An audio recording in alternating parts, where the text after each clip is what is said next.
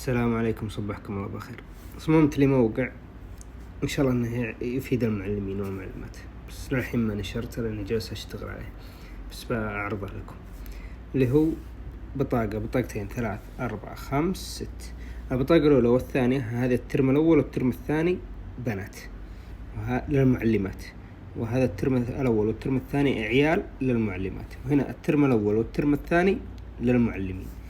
يعني كل معلم يدخل ويسوي بطاقته. طبعا ميزة الموقع هذا وشو، الحين اخترت واحدة من البطايق هذا ورحت وكتبت اسمك هنا، مثالا اسم المعلمة تكتب اسمها حنين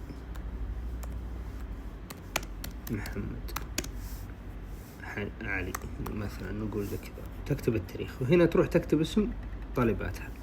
كل سطر تكتب فيه طالبة، مثلا نورة محمد زي كذا. السطر الثاني تكتب سعاد خالد خلود مرزوق. كل سطر تكتب اسم فيفي عبده، كل سطر تكتب اسم. يعني شوفوا الحين كل سطر فيه اسم. بعدها تنزل تحت تضغط على كلمة عرض. مجرد انها تضغط على كلمة عرض شوفوا شلون تطلع التصميم. شوفوا طلع لك 1 2 3 بعدد الأطفال اللي انتم سجلتوا اسمهم.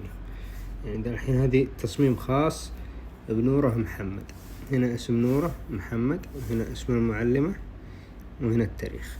التصميم الثاني سعاد، التصميم الثالث خلود، التصميم الرابع فيفي. يعني بضغطة زر تطبعين لطلابك كاملين أو طالباتك كاملين. بعدها تروح انت تضغطين تحميل زي اي بي اللي هو هذا هو، وتسوي لها حفظ هنا سواء بالجوال أو بدون الجوال. بعدها يجيك ملف زي كذا، افتحي عليه. بعد ما تفتحين عليه خلاص هذه البطايق كلها جاهزة بكل اسم وحدة، تقدرين تطبعينها أو تنشرينها لها زي كذا. وهنا صممت حاجة ثانية اللي هي شهادة شكر بالعرض. هنا اسم المدير مثلا محمد خالد، قلت لكم ثقافتي إنجليزية، محمد خالد الفلاني. والمدرس تركي عبد الله الفلاني.